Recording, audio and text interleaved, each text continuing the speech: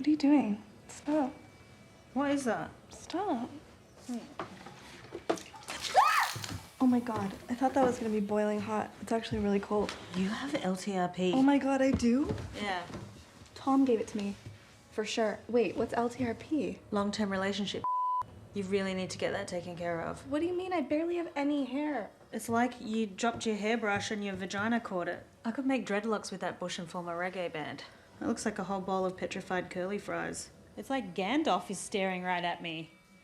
No penis shall pass! Alright, so one of the things that I like the best about the movie is sort of feels like an antidote to sort of maybe the fantasy that other romantic comedies sort of sell the audience on. So was that your reaction when you got the material? Yeah, I mean, I was never a fan of those romantic comedy movies where it's just like, oh yeah, girl meets guy, and guess what? At the end of the movie, she's with the guy, and that's end of film.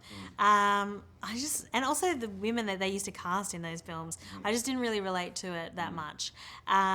And so when I got the How to Be Single script, I was like, oh, this is kind of more the message I'm spreading. That it's really all right to be single, and it's really good to know yourself and know what you want, because then if true love comes, you can take it. But if it doesn't come, that's okay, because you can still have a fun time being single. But one of the things I like about your character, without spoiling anything, it's like she says, oh, I'm never going home, and you think that it's going to go one way, but it's actually...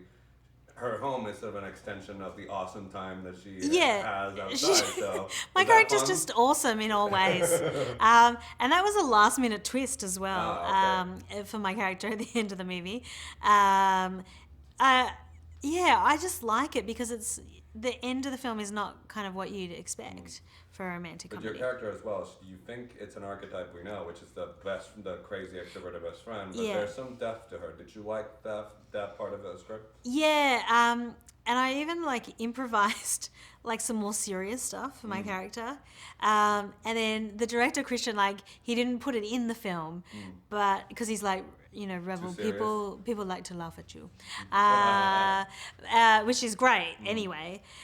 But I felt like because I had little backstories for myself in my mind, that the character does come off as a three-dimensional girl. Yeah, oh, that's good. So Dakota seems to be very, very shy in real life.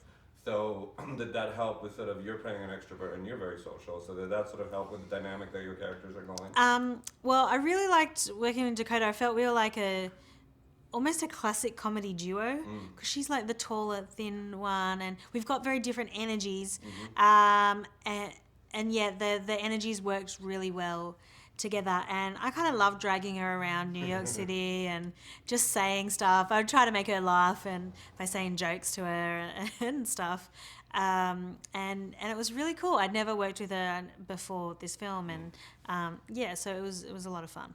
So before they wrap, I have to ask, I overheard, tell me about your mom screening your movies and sort of pretending they're Australia premieres. Oh, yeah. Tell me about that. Well, for not all movies, we don't go to Australia because it's so far away.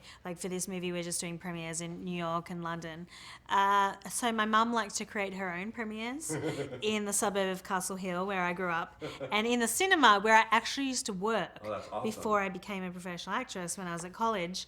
So they give my mum the cinema so she can have the screenings, and she likes getting all the official merchandise. So this kind of stuff I steal, I send to her, so she can have a little Aussie premiere. She's very good at networking, my mum. She has many, many friends, and she invites them to these screenings. Sometimes she charges them money. I'm not sure where that money goes. No, so you should talk to her about that. Yeah. No, she is legit. It always goes to charity. That's a fun story. But yeah, even though she's not proud to me, to my face, I can tell she's proud because she'll do things like have her own Australian premieres of the movies I'm in. Well, thank you for talking about that. Oh, no worries.